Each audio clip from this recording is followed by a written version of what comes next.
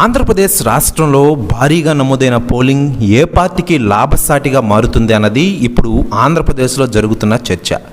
అయితే ఆంధ్రప్రదేశ్లో ఫ్యాన్ హావానే కొనసాగుతుందని కొందరు, కూటమి విజయం ఖరారైందని మరికొందరు పెద్ద ఎత్తున ప్రచారం చేస్తున్నారు. అన్ని రాజకీయ పార్టీల నేతలు గెలుపుపైన ధీమాతో ఉన్నారు. ఇకపోతే ఇదే సమయంలో కూటమి పార్టీ అయిన జనసేన పార్టీ అధినేత పవన్ కళ్యాణ్ ఈరోజు వారణాసిలో ప్రధాని నరేంద్ర మోడీ నామినేషన్ కార్యక్రమానికి హాజరయ్యారు. ఆయన చంద్రబాబుతో కలిసి వారణాసి వెళ్ళి ప్రధాని నరేంద్ర మోడీ నామినేషన్లో పాల్గొన్నారు. ఈ సందర్భంగా అక్కడ ఆయన జాతీయ మీడియాతో మాట్లాడుతూ ఆంధ్రప్రదేశ్ రాష్ట్రంలో ఎన్డీఏ కూటమి క్లీన్ స్వీప్ చేస్తుందని ధీమా వ్యక్తం చేశారు.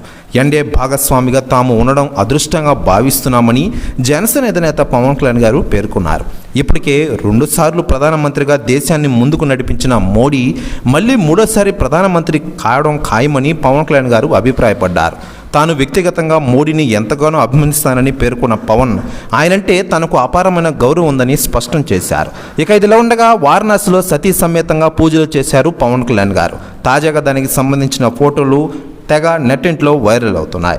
ఇక ఇదిలా ఉండగా పవన్ కళ్యాణ్ గారికి ఢిల్లీ పెద్దల నుండి తాజాగా పిలుపు వచ్చిందట. వారణాసి నుండి ఢిల్లీకి వెళ్ళనున్నారట పవన్ కళ్యాణ్ గారు.